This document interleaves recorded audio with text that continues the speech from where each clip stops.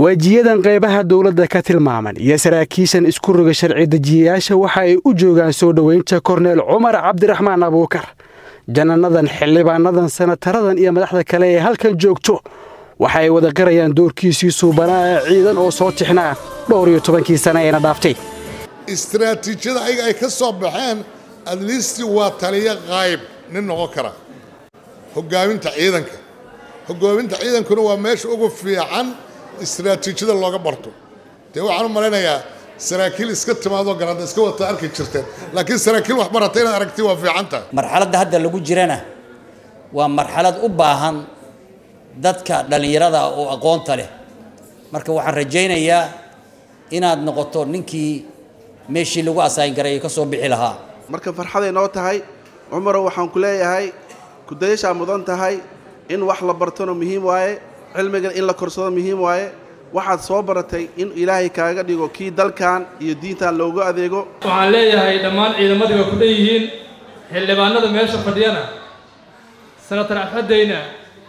militariga ka socda xildhibaan farxiyana waxay ka socotaa booliiska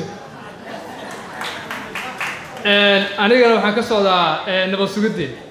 sanatarkana asiga sheegtaba oo wadarkiiseen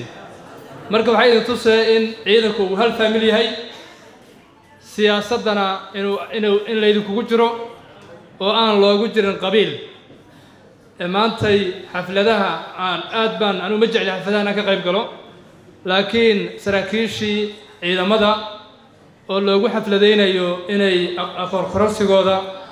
inay wax u soo barteen dalkan difaaciisa in laga soo qayb galo farxad gaar ah inoo tahay yaraantiisa ayuu la bilaabay xureynta argagixisada Muqdisho looga saarayay ciidamada oo xilligaasi kaabiga ku hayay madaxtooyada qaranka waana xilligii dawladii kumeel gaarka ee uu hoggaanka u hayay Sheekh Shariif Sheekh Axmed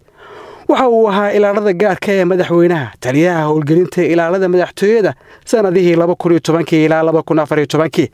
waxa uu soo hoggaamiyay guutada toddobaad sanadihii 2019 iyo 2020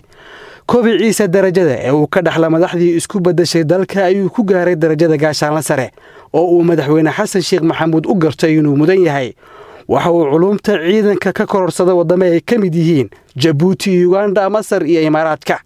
hadda ayuu mar kale ka qalin jabiyay kulliyadda difaaca sare ee wadajirka ciidamada Talyaaniga waana darajadiisa labaad ee culumta waxa uu waxbarashada asaaskeeda ku qaatay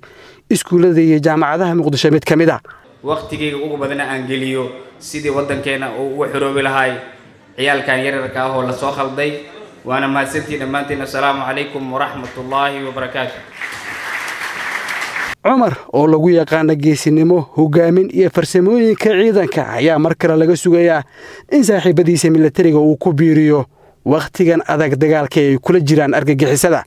Cabduqaadir Ciise